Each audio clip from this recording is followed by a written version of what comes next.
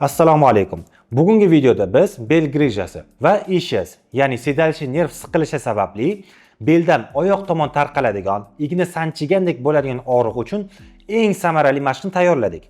Amerika, Yevropada grijani operatsiyasiz davolashda oltin standartga aylangan mashq haqida gaplashamiz va birgalikda bajaramiz. Bu videoni tayyorlashimga sabab internetda prosmotrlar uchun katta va'dalarni berib, hech qanday tushuntirishlarsiz grija uchun mashqlar deb tarqatilayotgani.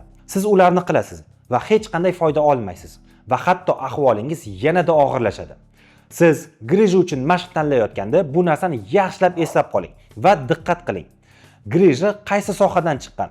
Bo'yin sohasidami, ko'krak sohasidami yoki bel sohasidami? Siz shunga qarab mashq tanlaysiz.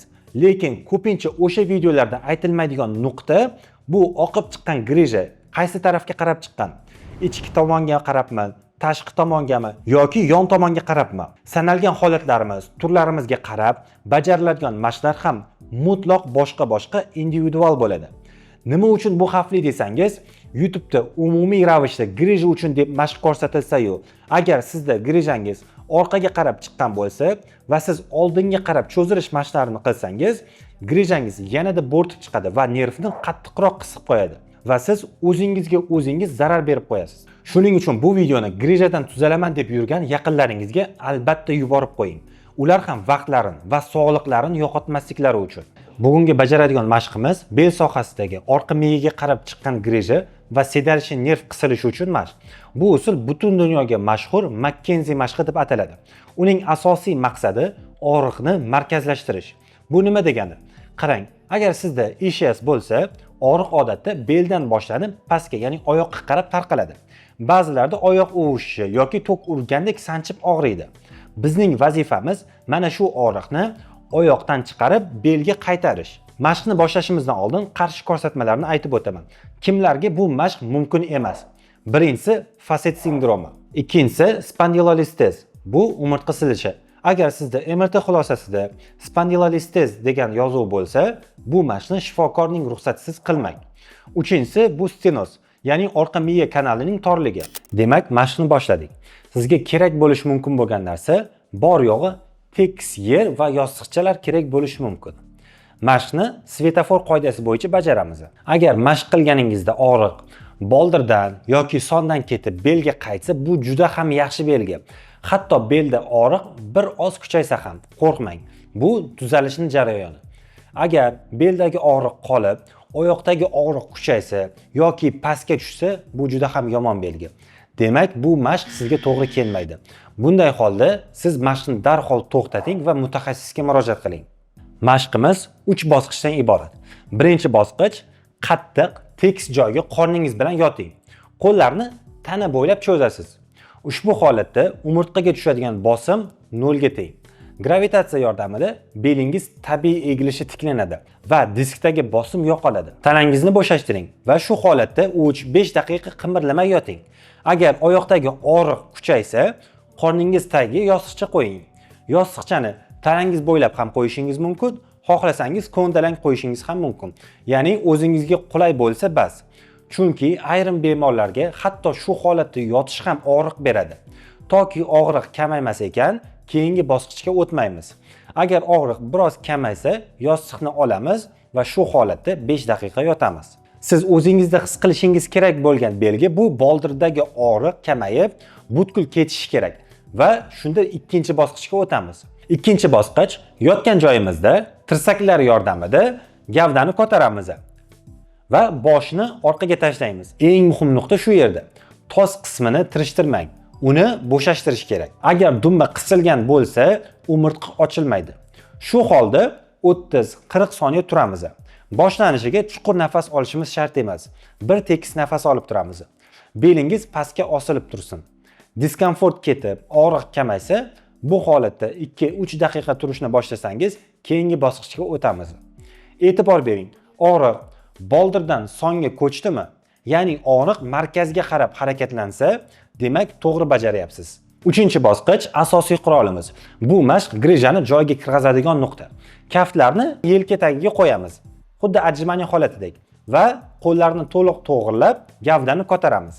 Boshni orqaga tashlaymiz. Avvaliga siz tirsaklarni tekis qila olmasligingiz mumkin. Shunda siz qo'llarni yarim ochiq holda qilishingiz mumkin. Endi diqqat qiling. Tos suyagi, ya'ni pastki qismi polga tegib turishi shart. U poldan uzilmasin. Faqatgina qo'llar ishlaydi. Bel mushaklari, tos qismi osilib turishi kerak. Bu mashqda ham avvaliga bir tekis nafas olishingiz mumkin. Shoshilmasdan bajaring. Yuqori nuqtaga yetganda 2 soniya ushlanib turing va nafas chiqaring. Keyin asta-sekin pastga tushing. Xo'p, buni 10 marotaba qilasiz. Har safar yuqoriga chiqqanda grija mexanik bosim ostida ichkariga asta-sekin qaytadi. Bu mashqni qachon qilishingiz kerak? Og'riq kuchli paytda kuniga kamida 4-5 marotaba. Ha, xuddi shunday grija bu bir kunda ertalab kechqurun mashq qilib qo'ysangiz, ortiga qaytib ketadigan narsa emas. Sog'lig'ingiz uchun mehnat qilishingiz kerak. Endi jiddiy ogohlantirish haqida. Qilingan mashqni natijasini o'ldirib qo'ymaslik uchun nima qilish kerak yoki qilmaslik kerak? Mashqni qildingiz, grija joyiga qaytmoqda. Keyin divanga borib telefoningizga tikilib bukchayib o'tirdingiz. Tamom. 5 minutda bir hafta qilingan harakatingiz havoga uchadi.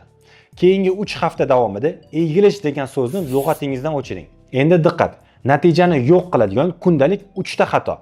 Ayniqsa birinchisi bu belingiz uchun halokat. Birinchisi aksi urish. Odamlar grija xurujini qayerdan orttirib oladi? Aksi urganda, agar siz bukchayib turib aksi ursangiz, disk ichidagi bosim 200 kg-gacha oshadi. Bu portlash degani. Grija otilib chiqadi. Nima qilish kerak? Aksi kelyaptimi? Tepaga qarang, belni orqaga qayiring. Shu holatda aksi uring. Shunda grija chiqmaydi. Ikkinchi holat bu xavfli yarim soat. Ya'ni tungi uyqudan keyin disklar suv shimib, shishgan bo'ladi. Uyg'ongandan so'ng disklar suvga to'la bo'ladi va bosimga ta'sirchang bo'ladi. Shuning uchun birinchi 30 daqiqada og'ir egilishlardan saqlaning. Paypoqni o'tirgan yoki yotgan holda kiying. Yuz yuvganda belni bukmang, tizzani buking. Uchinchisi, mashinaga o'tirdingizmi, belingiz dumaloq bo'lib qoladi. Sochiqni o'rang yoki baklashka oling va belingizga qo'ying. Sizga bel chuqurchasi, ya'ni lordoz 24 soat kerak bo'ladi. Bel bukri bo'ldimi, grija nervga hujum qiladi. Yana bir xato rastyashka. Kim sizga ishingiz paytida oyoqni tortish kerak dedi?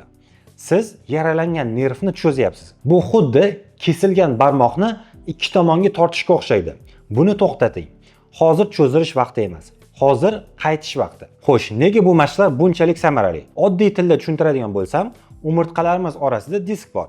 U ichi suyuqlikka to'la yumshoq amortizatorga o'xshaydi. Biz kundalik hayotda ko'p o'tiramiz yoki oldinga egilamiz. Bunday paytda umurtqalarimiz diskni ezadi va diskning ichidagi jele orqaga, ya'ni nerv tomonga qarab siljiydi. Natijada grija paydo bo'lib, nervni qisib qo'yadi. Shuning uchun oyoq og'riydi. Biz hozir qilgan mashq, ya'ni orqaga qayishish esa teskari effekt beradi. U grijani mexanik tarzda ichkariga, ya'ni o'z joyiga itaradi va nervni bosimdan ozod qiladi. Juda ham oddiy fizika, lekin juda ham samarali. Bu usulni ehtiyotkorlik bilan sinab ko'ring. Agar mashqdan keyin oyog'ingizdagi og'riq yengillashsa, demak siz to'g'ri yo'ldasiz. Agar orqaga egilganda belingizda o'tkir, sanchiqlik og'riq paydo bo'lsa va u oyoqqa emas, aynan belda kuchaysa, bu mashqni qilmang. O'zingizni ehtiyot qiling. Agar videomiz foydali bo'lgan bo'lsa, albatta yaqinlaringizga yuborib qo'ying. Keyingi mashqimiz qaysi kasallik uchun bo'lishini istaysiz? Izohlarda yozib qoldiring. Eng ko'p muhokama qilingan kasallikka sinovdan o'tgan eng samarali mashqlarni ko'rsatib o'tamiz.